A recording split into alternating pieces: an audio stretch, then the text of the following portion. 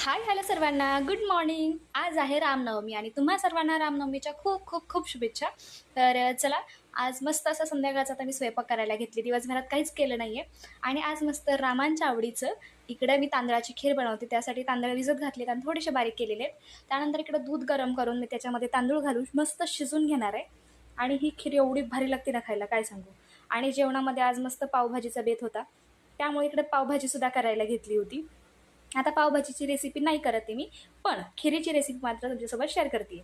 लगेचच मी किचन वगैरे सगळं साफ करून घेतलं. घाण असलं ना अजिबात काही करूच वाटत नाही. आणि इकडे आता आपल्याला साखर कॅरमलाइज करायची आहे आणि ही जी खास ट्रिक आहे ना, यामुळे खीर एवढी भारी लागते की काय सांगू. मस्त शुगर कॅरमलाइज करून घेतली, त्यानंतर इकडे मी दुधात घालून घेतली. तांदूळसुद्धा छान शिजले आहेत आणि रंगात एवढा भारी येतो ना की काय सांगू. याला आहे ना खव्याची गरज पडत नाही. इकडे मस्त पावभाजी तयार आहे, या खायला. Bye bye.